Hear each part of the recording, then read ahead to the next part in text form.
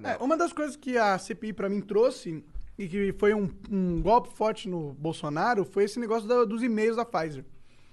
Dele recusar. A gente conversou com o ministro das Comunicações aqui e ele falou que, apesar de o governo não ter respondido os e-mails, eles estavam em contato com a Pfizer em negociação, só que era com o presidente global. E quem tinha mandado o e-mail era o presidente da Sul-Americana.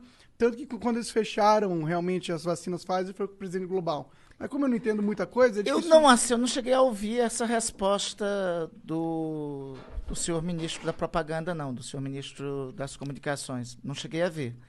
Mas, ouvindo de você agora, Monarca, eu acho um pouco sem sentido, sabe? Porque, olha só, o que nós encontramos na CPI, a primeira mensagem da Pfizer para o governo é do dia, sabe de quando? Dia 17 de março de 2020. A Pfizer se apresentando, dizendo que estavam no desenvolvimento de vacinas promissoras, né? Ora, se eu estou no meio da pandemia e eu recebo esse e-mail, né? E esse e-mail foi para o ministro da Saúde, para o ministro da Economia, para o chefe da Casa Civil, para o presidente da República. A não ser que alguém utilize o argumento, a desculpa que esse primeiro e-mail estava em inglês. Aí talvez... Mas assim, eu acho que isso não seria dificuldade, né? Vai lá na escola. Podia estar em mandarim, porra. Não, assim... Pô, o translator ali, né? O Wizard é amigo deles, pô. Chamava o Wizard que traduzia na hora, pô. Chamava o Um passe de mágica. Chamava o Wizard lá e ele já resolvia. Mas enfim, teve esse primeiro e-mail. Depois desses, Igor e Monark se seguiram 101. Quer dizer, esse, outro 100. Foram 101 e-mails. E sabe por que assim, não bate muito essa resposta do nosso colega ministro da Propaganda? É porque é o seguinte, olha só. No momento que o governo estava negando sentar com a Pfizer, eles fazem uma reunião com a Precisa, que era intermediária de uma outra vacina, de uma vacina chamada Covaxin. Aí o governo disse pra gente, não, mas a Pfizer ainda não tinha tido o autorizo por parte da Agência Nacional de Vigilância Sanitária, da Anvisa. A Pfizer teve o autorizo do FDA americano no dia 8 de dezembro. A Covaxin da Precisa até hoje não tem o autorizo. E o seguinte, o governo fez o contrato com a AstraZeneca antes de ter o autorizo também da Anvisa. Então, nada disso era impedimento.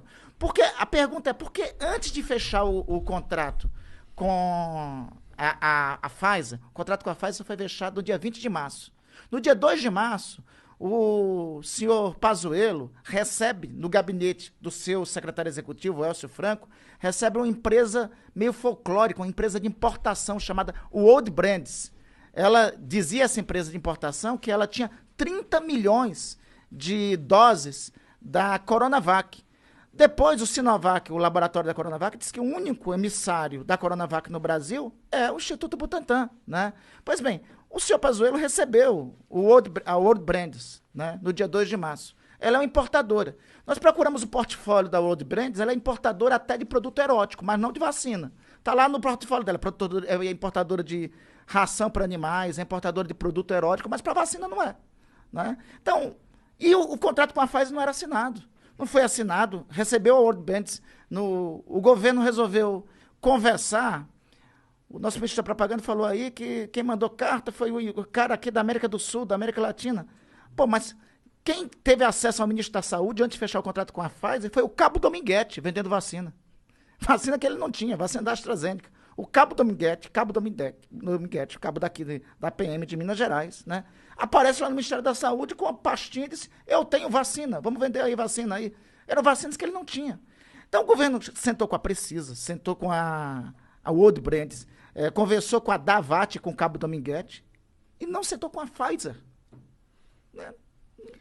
A Pfizer, porra, é a Pfizer. O que eles tinham contra a Pfizer? Bom, o que o Fábio falou... Eu não sei se eles tinham algo contrário a Pfizer ser também o produtor do Viagra. E talvez eles tivessem alguma reação a isso.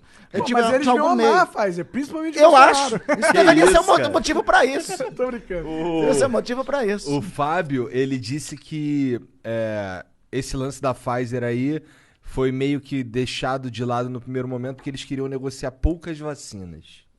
Foi o que ele falou, tô só repetindo o que ele falou. Não, perfeito. com 3 mil a 4 mil brasileiros morrendo por dia. Eles queriam negociar pouca vacina.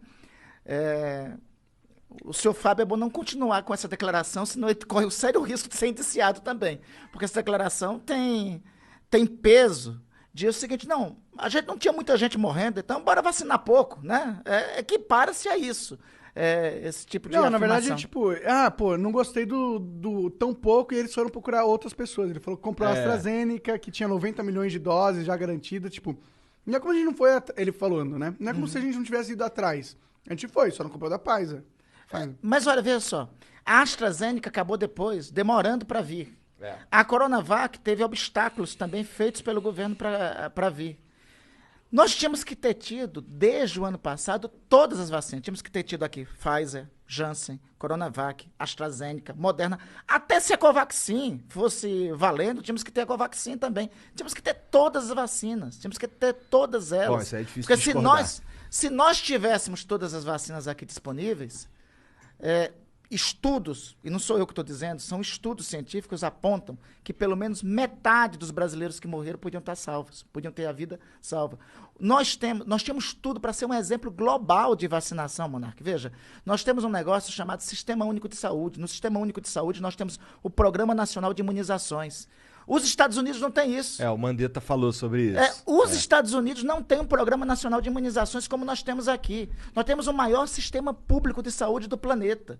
Né? Nós tínhamos condições, nós tivéssemos comprado todas as vacinas no ano passado, nós podíamos ter começado a vacinação dia 17 de dezembro. Se tivéssemos feito isso, nós não tínhamos a segunda onda. Metade daqueles que perderam a vida, das famílias que foram deslaceradas, podiam ter o seu membro da família lá presente com Caralho, eles. Então, agora eu fico até bolado de falar os bagulho que o Fábio falou, que tu já falou que vai indiciar o cara. Não, calma, brincadeira. Ele não falou nos autos, ele não falou na CPI e tal, então... que assim, que ele também falou aí com todas as letras, eu perguntei pra ele, então, pelo que você tá dizendo aí, o governo tomou todas as medidas pra que morresse o mínimo de brasileiros e não tinha como morrer menos gente. Ele falou assim, não tinha como morrer menos gente. Ele está divergindo do que toda a ciência fala. A ciência, os estudos da Universidade Federal de Pelotas diz que se o Brasil tivesse tomado todas as medidas necessárias, nós tínhamos... Eu estou dizendo o seguinte, com vacinação nós teríamos metade a menos de mortos. 250 mil mais ou menos. Com vacinação e com todas as outras medidas que não foram tomadas pelo governo brasileiro, nós tínhamos 400 mil mortos a menos. Isso foi dito na CPI, pelo doutor Pedro Halal, que é infectologista da Universidade Federal de Pelotas. Ele diz isso, mas é só a Universidade... Eu sei que tem uma versão do governo às universidades, né? Deve ter uma versão, mas não é só esta universidade que diz isso, né? Várias instituições do Brasil e do exterior apontam concretamente que nós poderíamos ter um número de mortos bem menor. Basta ver o seguinte... Nós só perdemos o número de mortos hoje para os Estados Unidos e estamos duelando com a Índia. Os Estados Unidos, porque durante um período teve uma política muito parecida com a do Brasil, e a Índia, porque adotou exatamente a mesma política do Brasil. Né? Então, só com esses. Proporcionalmente, mas alguns dizem, mas não se equipara a população. Ótimo, vamos então em populações equiparadas. Vamos à China, temos muito mais mortos que na China. Vamos então... mesmo a Índia, com toda a tragédia, até bem pouco tempo nós tínhamos um número de mortos superior à da Índia. Vietnã, que e ainda tem 2 bilhões de pessoas. Né? Vietnã. A Vietnã não é do tamanho do Brasil, não é, mas é um dos países mais populosos do mundo. Tem 200 milhões, a população brasileira é 213 milhões, a do Vietnã é 200 milhões. Pois bem, o Vietnã, até janeiro, fevereiro, tinha 35 mortos na pandemia. Caralho. Foi um exemplo global na pandemia. Até janeiro, dezembro.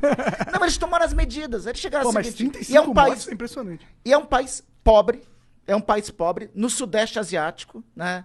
E foi um dos referências globais de enfrentamento da pandemia.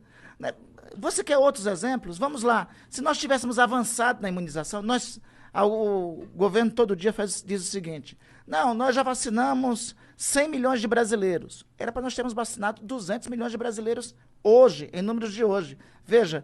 A primeira dose, pelo menos, né? Era para termos concluído a primeira dose. O governo propagandeia, nós já vacinamos 100 milhões de brasileiros, temos 40% vacinados com a primeira dose, nós só temos, não chegamos a 20 vacinados com a segunda dose. O que eu tô falando, australianos e neozelandeses já estão fazendo festa lá. Já estão atravessando de um lado para o outro. Estados Unidos também. O Chile começou a vacinar dia 17 de dezembro. Hoje, os chilenos estão com 60% de sua população vacinada. As atividades estão retornando.